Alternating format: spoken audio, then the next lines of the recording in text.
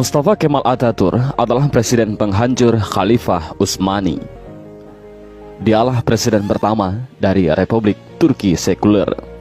Dialah dalang dibalik kekacauannya Khilafah Utsmani sampai Khilafah Utsmani harus runtuh pada 3 Maret 1924. Dan ketika Mustafa Kemal Atatürk berkuasa di Turki, dia menjadi diktator pertama di dalam dunia Islam.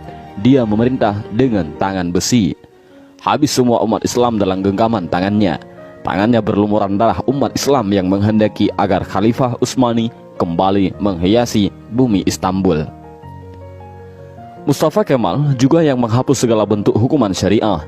Dia yang menghapus hukum potong tangan bagi pencuri, hukum rajam bagi penzina, hukum qisas bagi pembunuh, lalu digantinya dengan hukum penjara. Tak hanya itu, Mustafa Kemal juga menghapus hukum waris, menyamaratakan ahli waris laki-laki dengan ahli waris perempuan, menghapus hukum hijab bagi muslimah, mengubah Masjid Hagia Sophia menjadi museum, kalimat azan diganti menjadi bahasa Turki, menggalakkan minum-minuman khamar di tempat umum, dan menjadikan majelis-majelis ilmu kemudian menggantikannya dengan tempat-tempat lokalisasi pelacuran dan diskotik. Tak hanya mengubah sistem pemerintahan Turki yang Islami menjadi sekuler, Mustafa Kemal juga memiliki sifat sombong sebagaimana Firaun. Dalam suatu kesempatan, Mustafa Kemal berpidato di hadapan para tentara ex-tentara khilafah. Dalam pidatonya itu, Mustafa Kemal membanggakan dirinya dengan berkata, "Kini sekarang siapa yang berkuasa, aku atau Tuhan?" Dengan perasaan takut, para tentara itu serentak mengucapkan, "Andalah paduka yang kami takutkan sekarang." Mendengar jawaban dari para tentara itu, senyum kesombongan mengukir di bibir Mustafa Kemal. Tapi semua itu berhenti ketika periode akhir Oktober 1938. Saat itu, Mustafa Kemal awalnya menderita penyakit kulit. Namun Mustafa Kemal menderita penyakit tambahan yakni malaria, lever, dan penyakit kelamin. Dokter pribadinya pun memberi salep dan dioleskan di kulitnya yang luka karena garukan dari kukunya. Dr. Abdullah Azzam dalam bukunya Al-Munaratul Mafkudah menjelaskan prosesi ajal Mustafa Kemal Atatürk yang sangat mengerikan.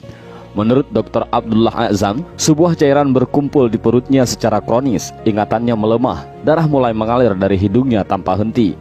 Untuk mengeluarkan cairan dalam tubuhnya, dokter pun menusuk jarum di perutnya. Tapi hasilnya perutnya membusung dan kedua kakinya membengkak. Wajahnya pun menjadi pucat pasi dan terlihat seperti tengkorak.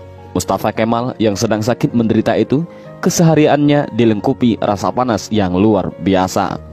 Bahkan, gatal-gatal dari tubuhnya semakin menjadi-jadi, hingga dia merasa tak tahan lalu menjerit sampai terdengar di seluruh istana. Para pekerja istana sangat ketakutan. Ketika Mustafa Kemal sudah menjerit karena kesakitan, badannya yang panas hingga melebihi suhu normal membuatnya tak mau masuk istana.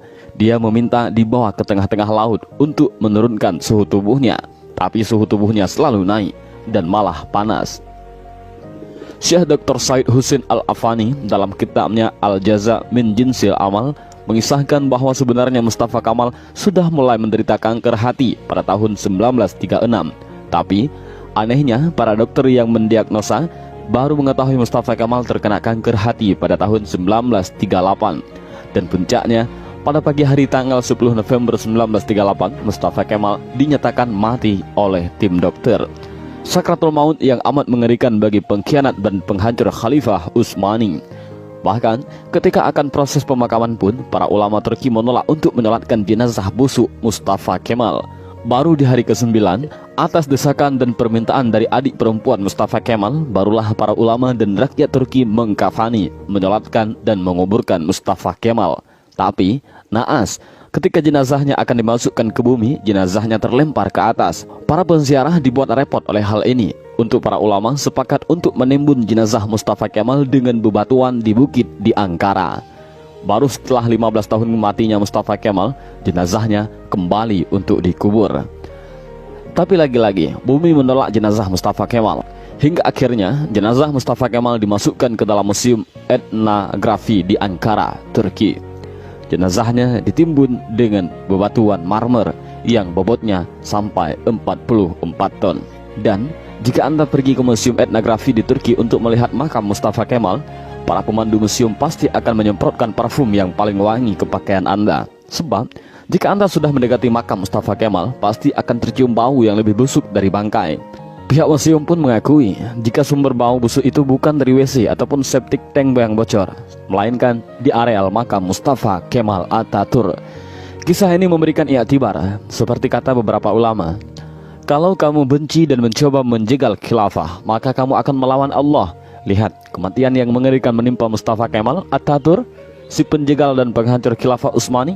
Aroma bau yang keluar dari makam Mustafa Kemal adalah cara Allah memperingatkan kepada siapa saja yang mencoba sombong dengan kekuasaannya dan melawan syariatnya.